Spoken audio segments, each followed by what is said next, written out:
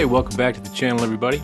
Hope you're doing well. I'm sorry about no upload yesterday. My son was ill. He had to stay home from school, and unfortunately Dr. Dad was called to duty. But hey, happy to do it.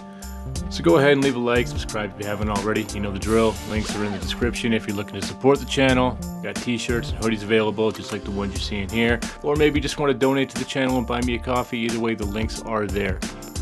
But with all that out of the way, let's see what we got today, guys. We are live. The Great Wall of China is actually the Great Wall of Tartaria. There is a theory that says the Great Wall of China wasn't actually built by China, but by the Tartaria Empire. This might sound crazy, but if you look at old maps and photos, you would see that the steep side of the Great Wall, as well as the lookout post, are actually facing China. Normally this is done to prevent any invaders from climbing up, or picking off enemies with crossbows. So, is history covering up something? And, with all that said, is it possible that... I think we're going to have to look a little deeper on this, I think. Was the Great Wall of China built to keep the Chinese out? This is the mystery, because the fortified part of the wall faces China. Now this doesn't make any sense. Who built the wall? See, many people argue that it was the Tartarians because there's three maps, one in 1603, 1623, and 1754, and these maps of Asia depict the historical area of Tartaria. But people argue saying that this does not prove the existence. This is still a conspiracy theory. So here's some facts. Tartar was a term used by the Europeans to describe several different groups of people. During the invasions in the 13th and 14th century, these people had destructive conquests and violent nature. So the term Tartars originated from Tartarius, the Latin word for Hades or hell. They were described as the Antichrist, and they wanted to punish the Christian world. So is this a groundbreaking revelation or a conspiracy theory that needs debunking? Now here's the question: could the Tartarian of Empire have been the ones that built the wall, and did they have connection with fallen angels? Interesting if it's true. Oh, we've got your ass. We've got your ass now. The Great Wall of China? You mean the Great Wall of Tartaria? Let's take a look at a few old maps. You can see Grand Tartary in the green and China in the red. Let's take a closer look. As you can see, the wall is circled around China.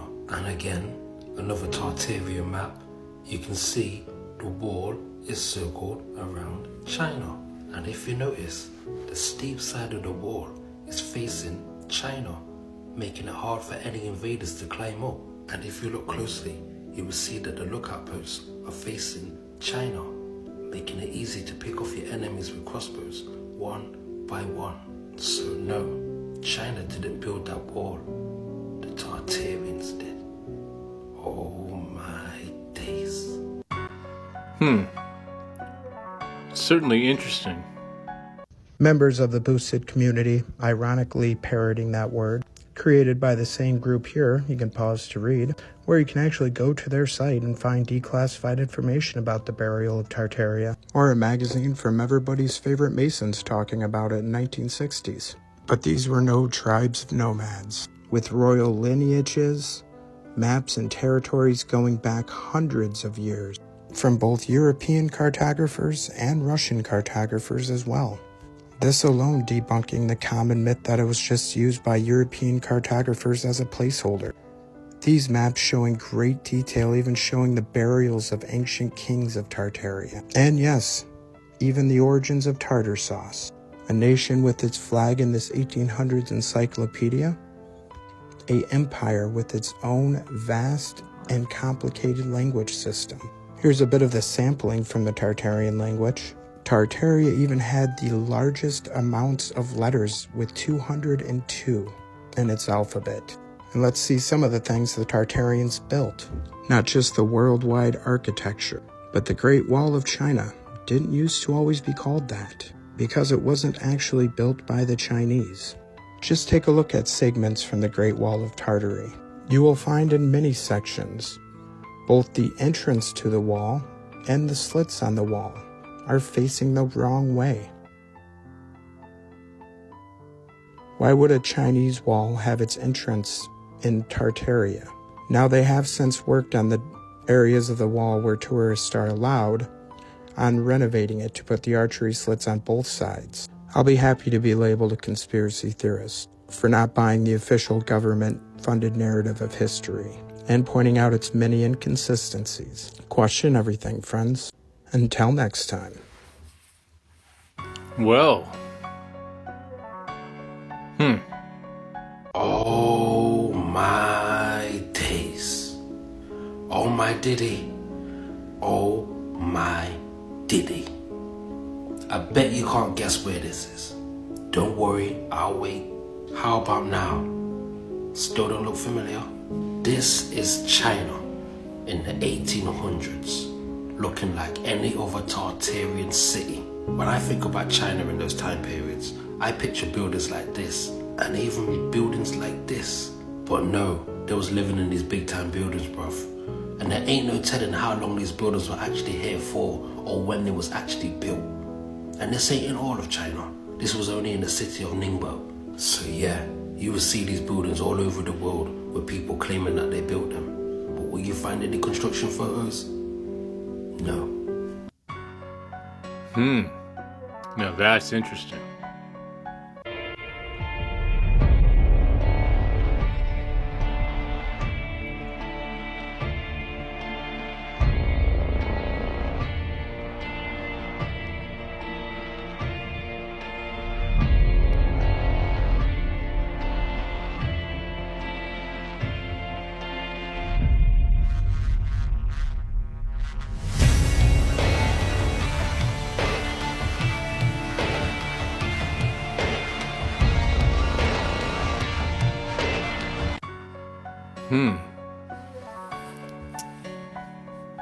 I don't know who it is, and I don't know why, but somebody is telling a lie.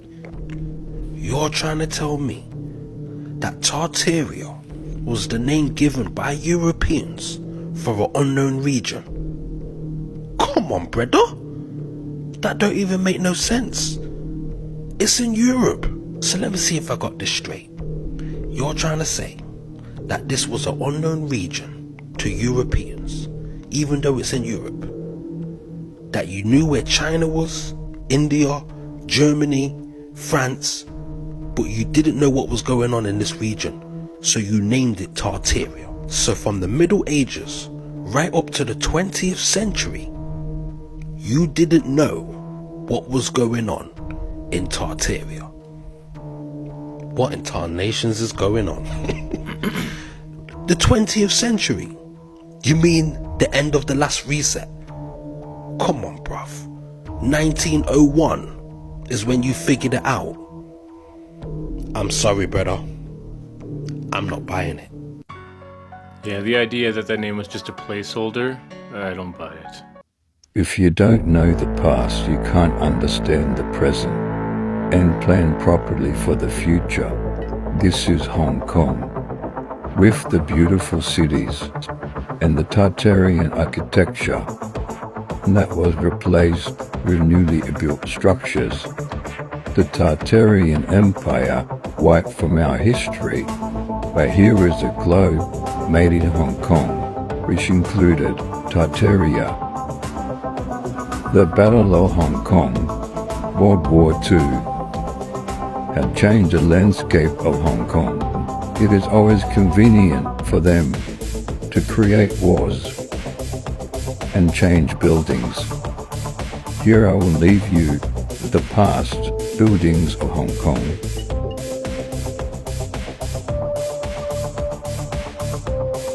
What I find kind of interesting is that the wall is to keep the Chinese out, but yet the Tartarian architecture still exists inside of China. Wonder why. There's nowhere else in the world where you'll see the absolute intricacy and detail that you will find in India. And so much so that people actually claim that ancient aliens were the ones that built these structures. And you might say, well, that's crazy talk. But if you look at these, you look how detailed, how mathematical, symmetrical, perfect these structures are. you might begin to think the same thing. I mean, were these builders of the old world so amazing that they could create these? They could carve bedrock from the top down out of one piece of rock and make this? To make braids and different sculptures and statues out of some of the hardest rock known to man? I think there's a lot of questions. I mean, look at these chains. It was all carved out of one piece. Look at these figurines. These lathe-turned pillars. It's beyond belief. And that's why so many people go back to say, well, it must have been aliens, because it's so hard for us to understand how they accomplished what they did. Yeah, once you start looking... You want to see proof that our history is a lie? Let's take a look at Kailasa Temple. This temple, first off, the rock is 6,000 years old. This entire site was carved down from one stone. And nobody knows how they did it. There's no record of this, nothing, okay? But it was said that the main temple was built in 18 years, according to a local legend. And it's just absolutely baffling, because all of this was carved out of one single rock. Can you imagine that? How unbelievably mathematical and intelligent and advanced you would have to be in order to do such a thing. How could you seriously carve this with primitive tools, even with advanced tools, to almost laser precision? Everywhere you look is just absolutely symmetrical. And the craziest thing is that 400,000 tons of rock were removed from the site in order to make this temple, so the experts have said. And it is a mystery to modern day science and archaeologists.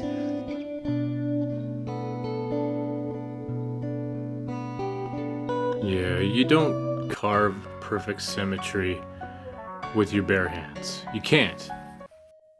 So it's the 1500s in India, and some rich guy rolls into town and he says, you know, guys, I want you to build this temple for me, and I want 1,440 pillars, and I want to make sure every one of them is carved differently, and I want to make sure every single square inch of this place is carved so ornately and so uniquely that no one could probably ever replicate this work ever again. And I want the pillars to be a maze, but I want the main concourse to be seen from all angles. Carve the floors, carve the pillars, carve the roof, carve the ceilings, and make sure you don't leave any space left. So how did the people of India in the 1500s carve this temple out of marble with primitive tools? Or is there more to the story than we've been told? Maybe they had access to some sort of laser technology. The sheer intricacy. Like, wow.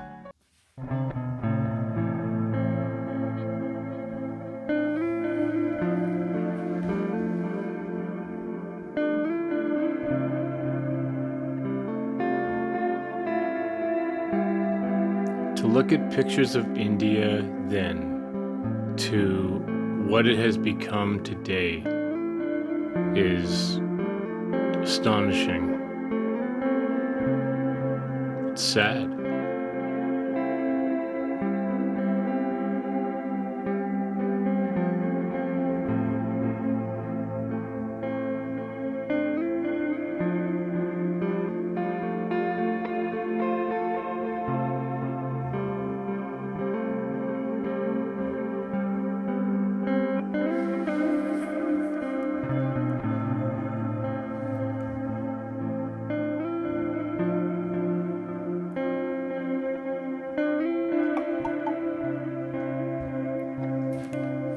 You know, apparently they learned how to create palaces like this on the continent of Mu. So Hindu we'll temples are not for beginners at all. And this one may be the biggest antenna in the entire world. This is Prambanan, and this is what it looks like from the top down. We're going to look at this Shiva temple. Now the layout looks a lot like that thing, and if you don't know what it is the antenna on the cone of a fighter jet. Now, these are smaller cone antennas. If you look at a cross-section of the Shiva temple, then you'll notice something very strange. Both the interior chambers and the exterior features share design cues from this modern antenna.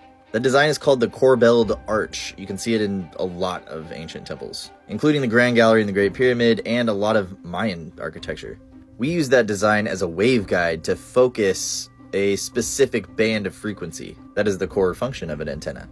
Now, Borobudur also shares this corbelled arch, as well as another feature with Prambanan, these satellite features within the complex. And now, I initially thought those looked like a CPU, but now if you overlay a sine wave from the top of the temple to the bottom of the temple, every harmonic of that sine wave converges at the top of the main chamber. Now, the amplitude of that sine wave defines the boundary of the last two cones in the temple. Now, a phase array is another form of beam focusing. Your cell phone uses something similar. Now, if your main temple is the main frequency, then those satellite features could be directing it. Now, that graph is a frequency spectrum of an aligned phase array. That is the circuit diagram for it. Now, if our small modern antennas are allowing us to communicate with the whole planet, what is that communicating with? That stuff keeps me up at night and gets me up in the morning. We need more minds on this. If you learn their methodology and pair it with our technology, maybe we can make a dent at solving this problem. That sounds like you. Hit that link up there, get caught up, and let's figure this out. That's how I look at it too. Sooner or later, somebody's going to figure this out. Each of these incredibly ornate white cities used to be found all over mainland Europe, North America, Latin America, Central Asia, and Southern Asia, and elsewhere on planet Earth. From Chicago in the United States to Lucknow in northern India. There were shimmering white cities that had been constructed with the same kinds of features that defined such edifices as examples of Tartarian architecture. Many of the world fairs were therefore facilitated on the sites of the remnant white cities, which the Nordic Tartarians and the Turkic peoples had built. Fascinating. Pay attention to this super complex carving on its head, a highly intricate carving of a crown, made by our ancestor in India. Did they made this with hammer and chisel? I think not, unless they had an ancient sophisticated device to make this. Or maybe they already knew about laser technology back then. But unlike the laser we know today, and definitely not hammer and chisel, with recent technology, only laser-based device that can do this, like these examples.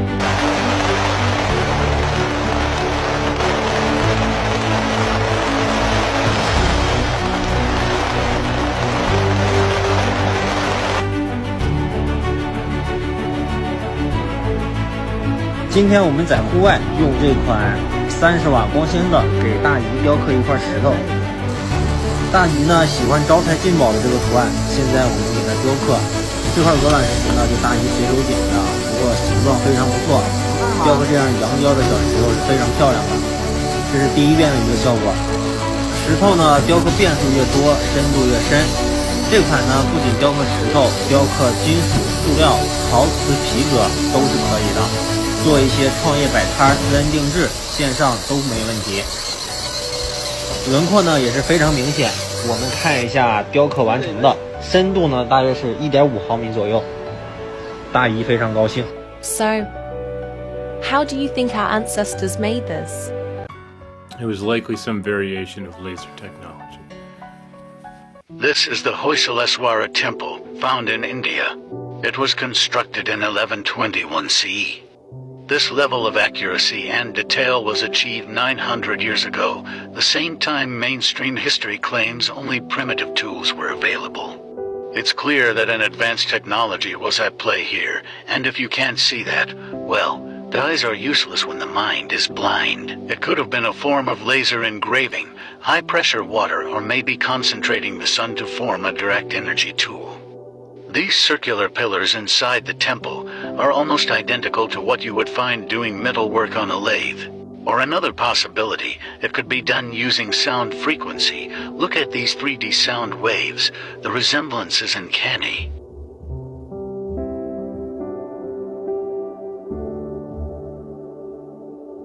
Now look at the pillars. Interesting theory. You can't say it's not possible. The lathe method seems very likely also. Notice the fine lines that this guy is referencing here.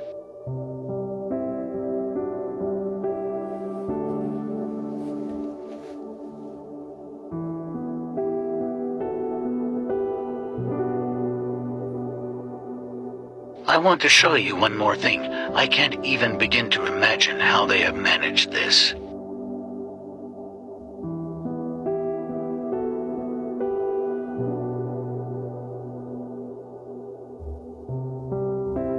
The small heads you can see here have holes through the ears, eyes, nose, and mouth. Meaning that these tiny skulls are hollow. Imagine the difficulty scraping the inside out of a small rock while keeping the outside shape intact like this. Another piece of mind-blowing architecture to come out of India. Thanks for watching. Like, comment, and follow at Mike Priest ARR for more content like this. Absolutely mind-blowing. 1,000 years ago, they were able to achieve this.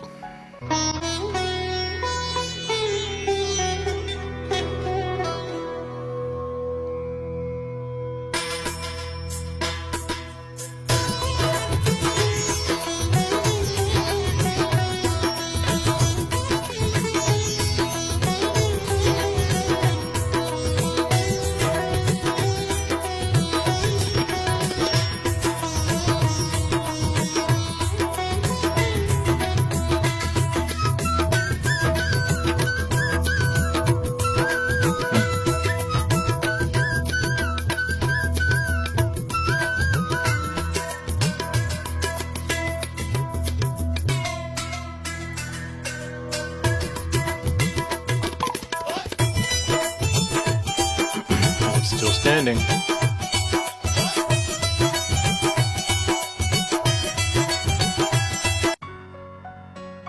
Amazing. For all those people who was wondering what happened to Tartaria, we might have just found it. This may be the modern day Tartaria. So, Turkmenistan is a country found in Central Asia, and I don't know who their architect was, but their buildings look Tartarian. So let's take a closer look. As you can see, they've got gold domes on top of the buildings, which we now know to be natural energy conductors. It's been a long time since somebody made a building this way. And look at this one. This looks like a modern day pyramid. That looks like a spaceship. Like, what do you think the purpose of this building is? Now that's definitely a natural energy conductor.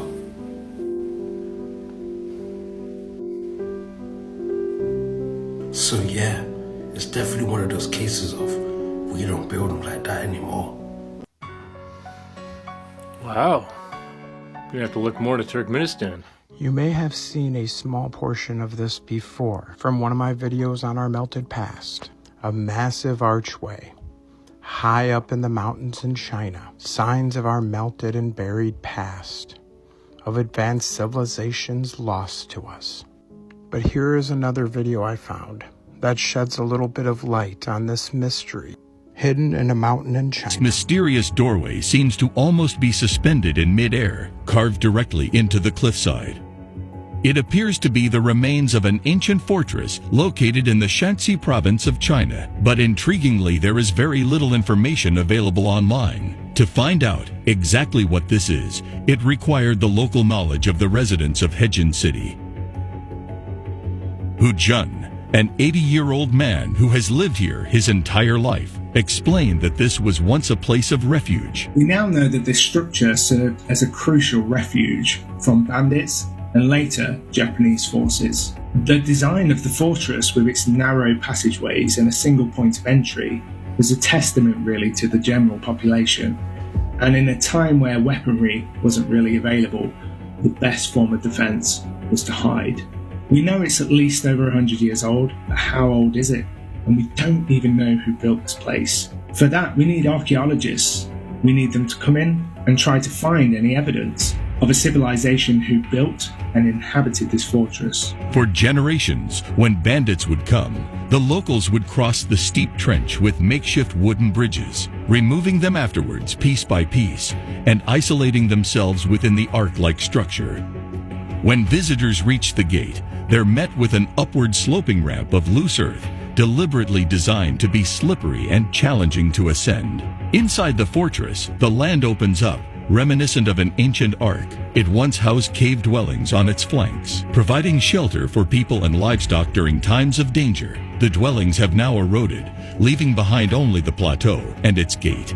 It's believed that when this ancient fortress was first built, it could house hundreds of inhabitants, their animals and food supplies, enough to keep the residents safe until the danger had passed. Interesting stuff. China's full of interesting stuff. What is Tartaria? And why don't they want you to know the truth? Tartaria is one of the most ancient nations, one of the largest civilizations. The New World scum even rubs it in our faces in their books. Tartaria of the Old World, right below the New World Order. And after the last reset, great works like the Great Wall of Tartaria, the great technologies, the great architectural feats, were all rounded up and systematically changed and destroyed to match the vision of control for the New World elite parasites who think of us as nothing more than cattle. Just look at some further evidence here, a 1600 map of Tartaria showing Russia, China, and even the Great Wall of Tartaria at the border of China. Empires that never existed don't leave lineages of all the great emperors that reigned over Tartaria. Empires that never existed don't have their flags represented right next to America's and the flag of all nations.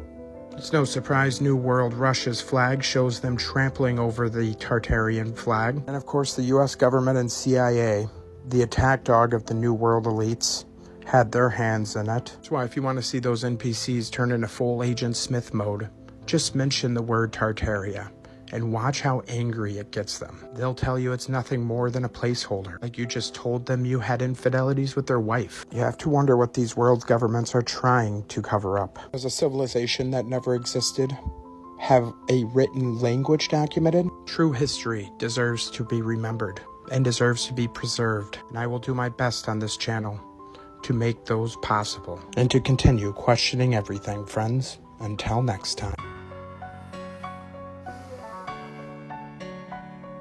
There's some pyramid-like structures or hills in China as well. Hundreds and hundreds of them. They haven't excavated a single one. Not one. And the famous tomb of the first emperor is also a pyramid. It has also not been excavated. The terracotta army around it has been found. The terracotta army is amazing. The army was buried around its edges. That within the pyramid is a lake of mercury. There are mechanical devices in there which will fire arrows at you if you go in. There's a whole story about how intensely protected it is, and up to this day it's not been excavated. That's so crazy. How could someone leave that alone?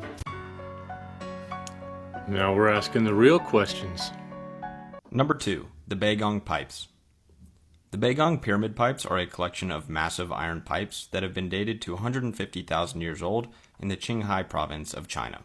The pipes are found near a mysterious pyramid of Mount Baigong, in which the pipes are held within caves found inside the structure. They are also found on the shore and at the bottom of a nearby lake bed, and scientists believe that the iron pipes were used to transport water from the lake to the pyramid. According to history, settled humans have only occupied the area for 30,000 years.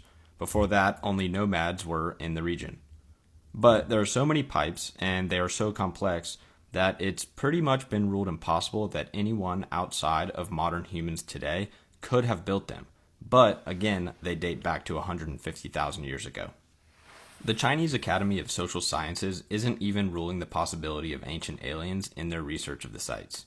The most widely accepted theory is that they were part of a larger structure that was left over by a prehistoric human civilization that abandoned the site, and the technology used to create it has been lost to time.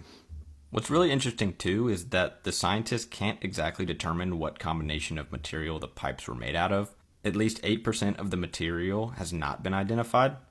And there's another theory that it's basically calling these pipes super fossilized tree roots. but they are iron.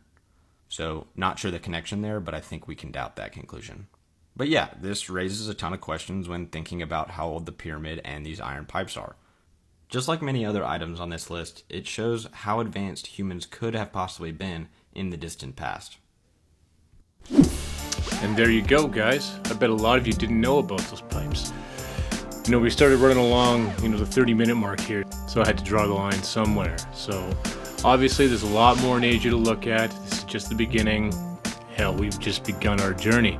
So I want to know what you guys think. Like always, please leave your comments and we'll get into it. I'll try to be back when I can with another one. No promises with the holidays coming up and sickness and all that. So trying my best, guys, but we'll get there. But I guess I'll see you in the next one. But until then, 80 Canadian, signing off.